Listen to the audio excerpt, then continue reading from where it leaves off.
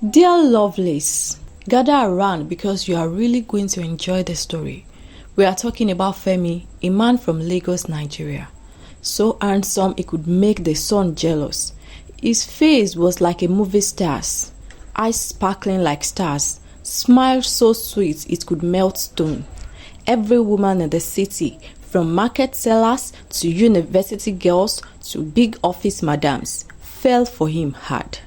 They would fight each other, pull each other's hair, tear dresses just to catch his eye. But Femi, he didn't care one bit. He would charm a lady, sleep with her once, then toss her away like empty granite shell.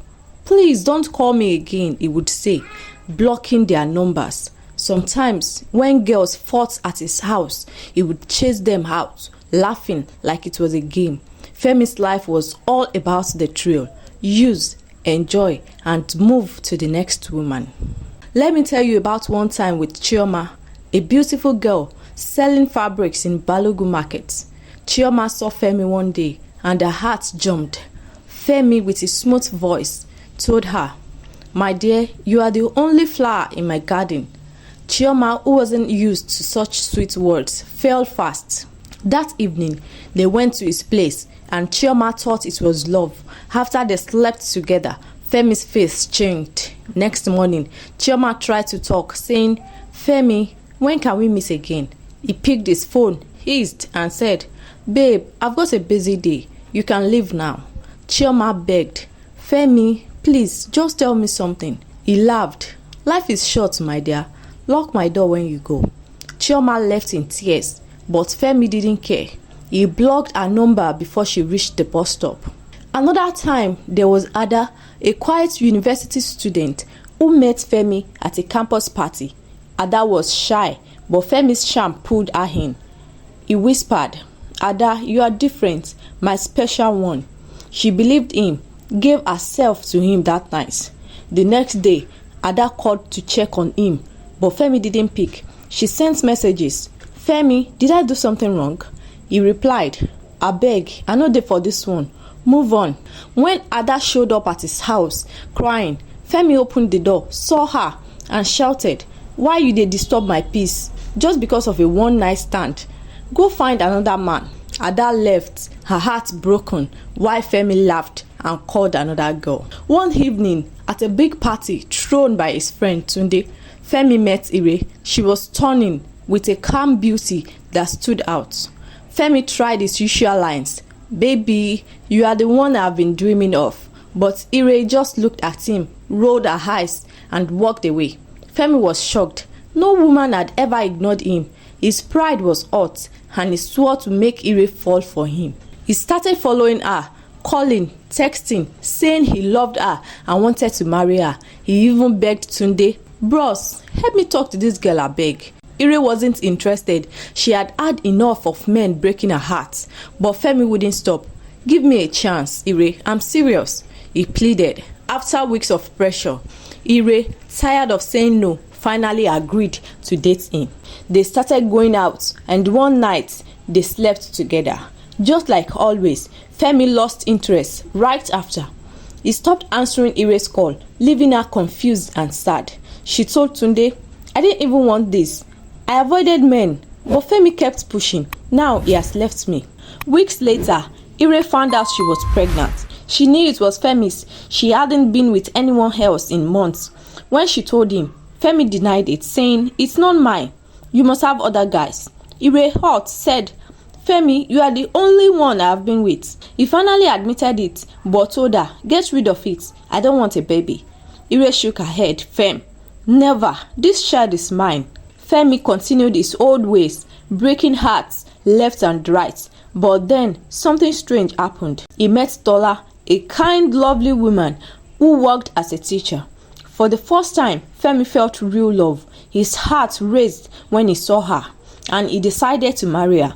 But in his mind, he planned to keep chasing other women after the wedding.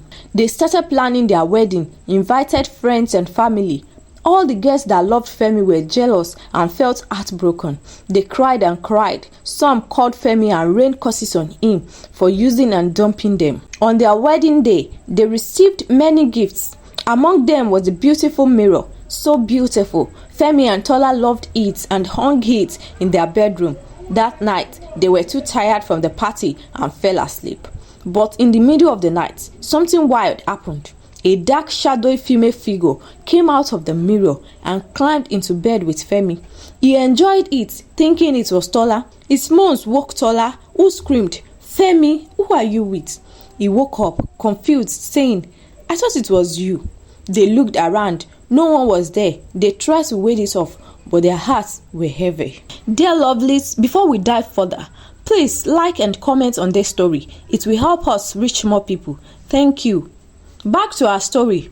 The next day, Femi and Tola tried to be intimate, but Femi's manhood wouldn't work. He was embarrassed, saying, "Maybe I'm just tired from the wedding." Tola nodded, trying to comfort him. "It's okay, we'll try again."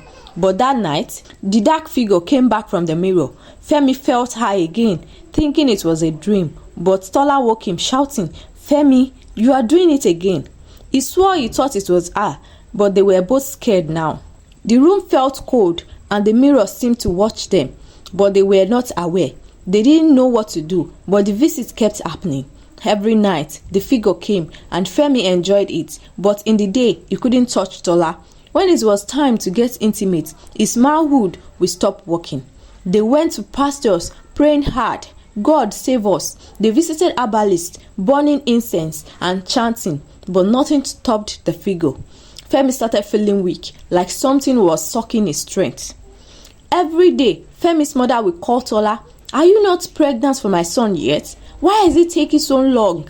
One day, Femi's mother came to their house angry. "Tola, why haven't you given my son a child?" she shouted.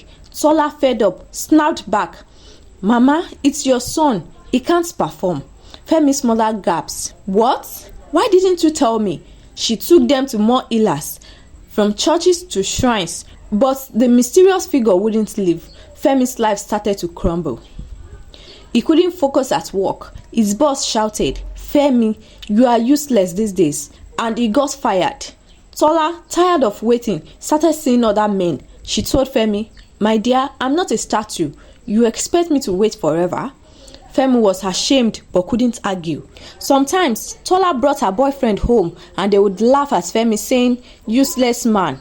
Femi sat quietly, his heart sinking, while the dark figure kept coming every night, draining him more. Tola got pregnant by one of her lovers. Femi was furious, saying, "I won't raise another man's child." Tola smirked, "If you talk too much, I will tell everyone you are impotent. Be happy I'm bringing a child at all." Femi tried to sleep with other women, hoping it would work, but his manhood failed every time, except with the mysterious figure. Soon, Femi's money ran out. He couldn't pay rent or buy food. Tola packed her bags, took her child, and left him. Femi was alone, broke and lost. His fine face didn't matter anymore. His life was a mess. One evening, Femi sat in his empty house, thinking about his past. He remembered all the women he had hurt, Chioma, Ada, and so many others. Guilt pressed his chest like a heavy stone. He cried, thinking of Ire and the pregnancy he tried to end. What if the baby didn't die? He wondered. He decided to find her. He called Tunde, whom he hadn't spoken to in years, and got directions to Ire's mother's house. That evening, Femi went there, fell to his knees and begged, "Please, I want to see Ire." Ire's mother stared at him, her eyes burning with anger. After much pleading, she said, "Fine, I'll take you to Ire." My dear listeners, hold your breath oh. She led him to a grave behind the house, covered with flowers. As they stood there, Femi asked, "Ma, where is Ire?" Immediately, invisible hands started slapping Femi. Pa, pa, pa. His face began swelling, red like ripe tomatoes. Ire's mother shouted, "This is the Ire you want. You killed her." Femi ran home, leaving his car, his heart racing with fear. While running, he remembered when Ire told him she was pregnant then, and he asked her to abort it. Ire disagreed totally, seeing that Ire wasn't ready, and he wasn't ready, for he does not want any child to hold him back. So, he made a wicked plan. He called Ire, acting sweet, saying, "I have changed, Ire. I want us to be together. Come to my house. Let's talk. Ire, hopeful, agreed. Before she came, Femi went to a shady chemist in the back streets, paid a lot of money and got abortion pills.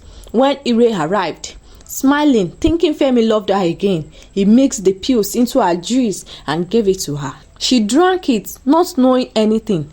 That night, she got home and started feeling sharp pains in her stomach. Scared, she told her mother everything. Femi, the pregnancy, his sudden change. They rushed her to the hospital. But my dear listeners, it was too late. Ire died. Her mother's heart broke into pieces. She swore, tears in her eyes, Femi will pay for this. When Ire's mother heard Femi was going to get married, she thought it was time for her revenge. Then she went to a powerful evil priest who told her to buy a beautiful mirror and bring it for him. They went to Ire's burial ground with the mirror. They called Ire's spirit and performed powerful rituals on the mirror. Then the Baba told Ire's mother to wrap it up beautifully and present the gift on Femi's wedding day. And Femi was unaware of all this. He didn't know Ire died as a result of his actions. Femi was so tired from running. When he got to the junction, his face looking like he had fought a lion. Instead of heading home, he boarded a public transport and went to his mother's house. His mother was shocked and asked why his face was so swollen. He told his mother everything. How he had tricked Ire with the abortion pills, how she died. His mother cried, "Femi, how could you do something this terrible?" "Mom, it was a mistake. I promise I'm a changed man. Please help me, Mom." Femi's mom didn't give up on him. She took him to a pastor. They explained everything to him and begged him to please follow them and beg Ire's mother. Maybe she would forgive Femi. Then the pastor agreed. They went back to Ire's mother to beg for forgiveness. Femi and his mother knelt, tears falling, pleading, "Please have mercy." The pastor also begged for them. "You are right to get angry to this length, ma. And this young man has learnt his lesson. He is ready to make amends. Please forgive him." The pastor pleaded. Ire's mother looked at them for a long time, then said, "I'll forgive you, but on one condition.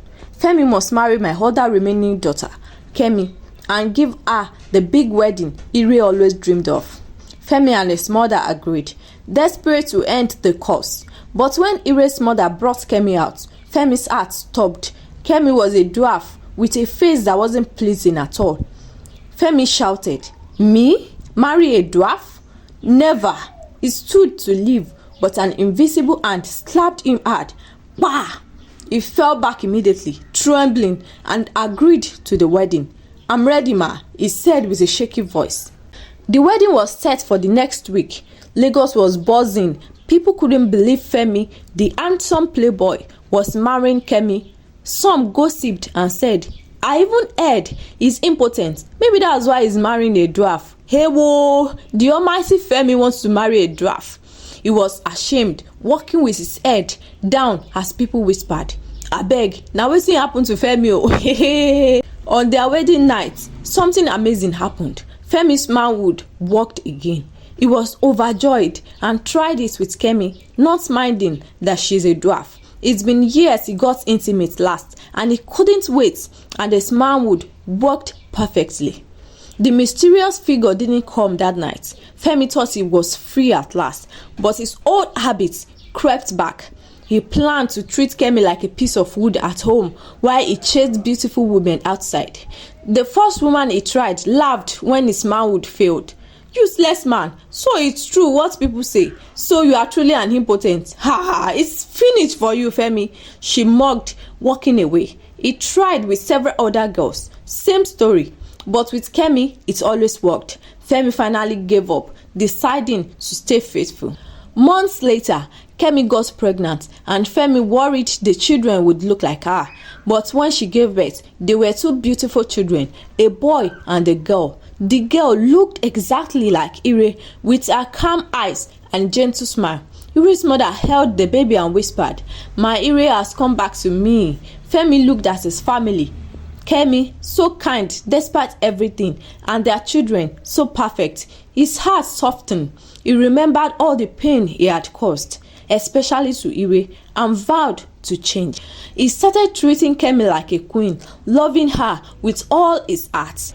Their home filled with laughter, and Femi became a better man, never returning to his old ways. Where is even the manhood to return to his old ways? He had no choice. Dear Lovelace, what lesson did you learn from this story? Tell me in the comment section. The moral of Femi's story is simple. Don't use and hurt people for your own pleasure, because your actions can come back to haunt you. True love and happiness come from kindness and a good heart, not just beauty. Lovelies, please consider subscribing to this channel now to join our growing family, to enable you get more stories that will blow your mind. And don't forget to like this story. It will help us reach more people.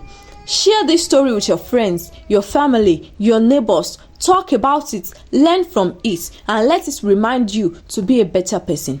Go out there and spread love, not pain, because life always has a way of teaching us lessons. Act now, live better, and make the world brighter.